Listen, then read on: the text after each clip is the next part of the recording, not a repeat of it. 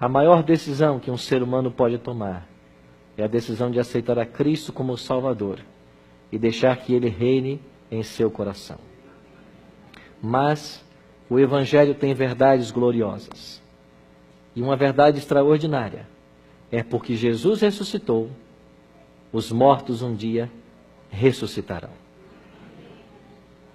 A palavra de Deus, através do apóstolo Paulo em Romanos, nos ensina de que o salário do pecado é a morte. Mas o salário do pecado não é apenas a primeira morte, é também a segunda morte. E a Bíblia fala da primeira morte e da segunda morte. A primeira morte é essa morte que todos nós estamos sujeitos a ela. Mas a segunda morte é a morte eterna.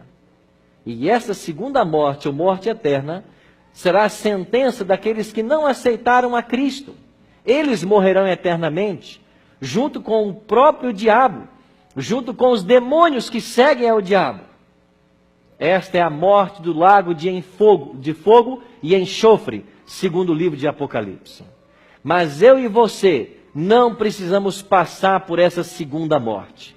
Pode ser que eu e você sejamos chamados a enfrentar a primeira morte, mas não há problemas, porque a promessa de Cristo é: aquele que crê em mim, ainda que morra, viverá.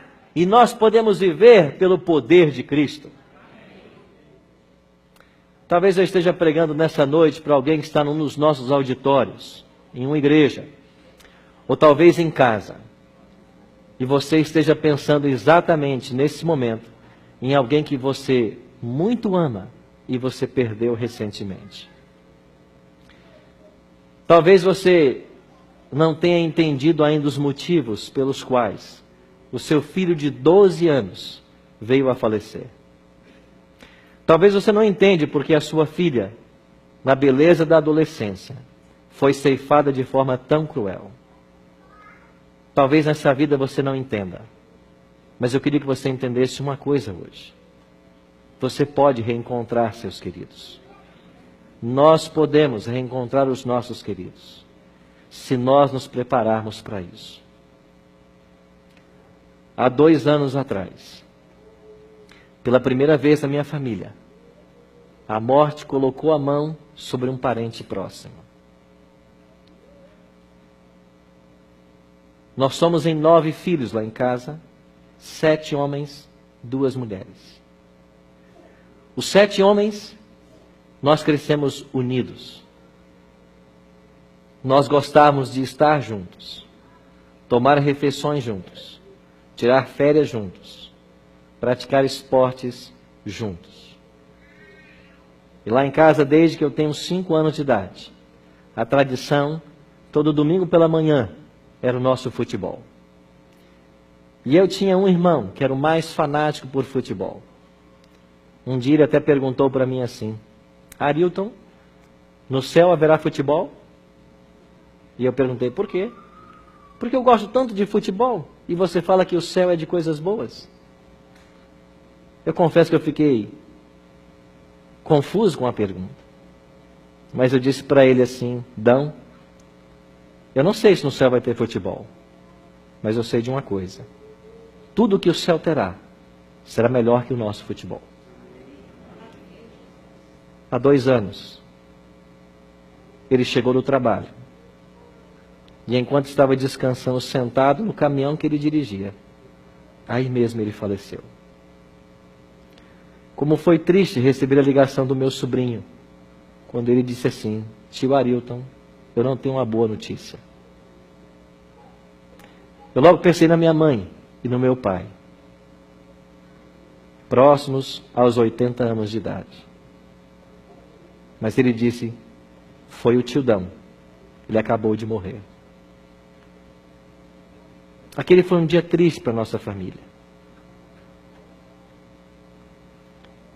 Já se passaram 2 anos, mas todas as vezes que a família se reúne, principalmente para jogar bola, o time não mais está completo.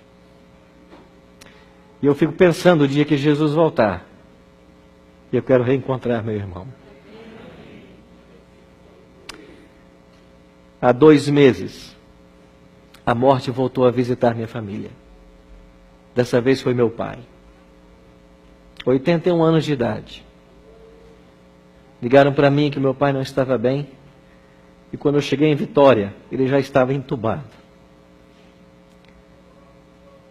A última vez que eu estive com ele, eu pude presenteá-lo com um livro que eu acabei de escrever. E eu entreguei para ele e disse: pai, o senhor pode abrir e ler para mim a dedicatória?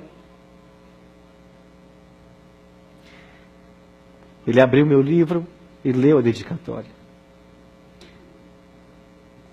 Ele percebeu que era para ele. Era para minha mãe e para ele. Ele me deu um forte abraço e disse obrigado pelo reconhecimento. Eu disse: pai, se hoje eu sou alguém, eu devo tudo ao senhor.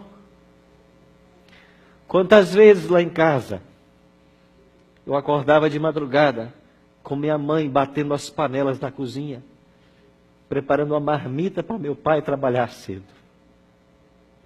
Quantas vezes esse homem saiu de casa, trabalhava o dia inteiro, chegava tarde da noite para colocar as coisas dentro de casa. E talvez eu esteja pregando para algum jovem que trata os pais com indelicadeza, com falta de educação, falta de reverência. Não espere eles estarem dentro de um caixão para você oferecer flores. Será tarde demais. Talvez esteja me assistindo agora filhos, jovens adolescentes, que tratam seus pais de forma indelicada, que nunca reconheceram o valor que eles têm na vida.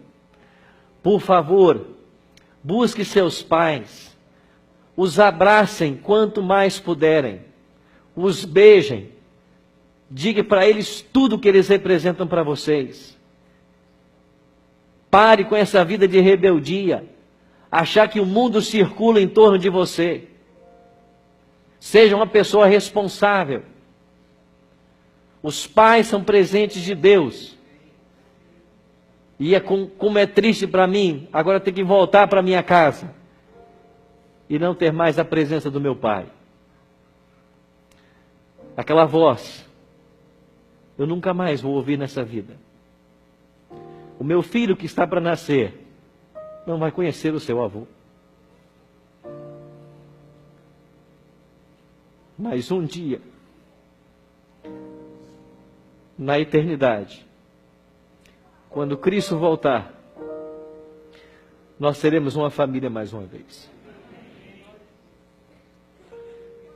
E como pastor, como mensageiro de Deus, eu não podia terminar essa Semana Santa sem dizer uma verdade para você. Se você não abrir o seu coração a Cristo,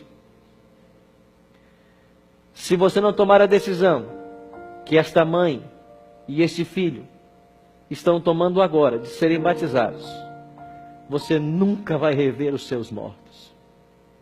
Você não vai encontrar os seus queridos. Pode ser até que eles se salvem, porque ninguém sabe quem se salvará ou quem se perderá. Não está nas medidas humanas o mensurar isso. Mas se as pessoas que você ama forem para o céu, e se você não aceitou a Cristo e não foi batizado, você não vai para o céu. Porque ninguém vai para o céu à força. Só vai para o céu quem quer ir para o céu. E tem que querer muito. Nessa noite eu estou falando para um ex-adventista que um dia frequentou essa igreja, um dia guardou os mandamentos de Deus, mas pelos problemas que a vida tem, você está fora. Você tem que voltar agora, porque se você não voltar, não há esperança para você.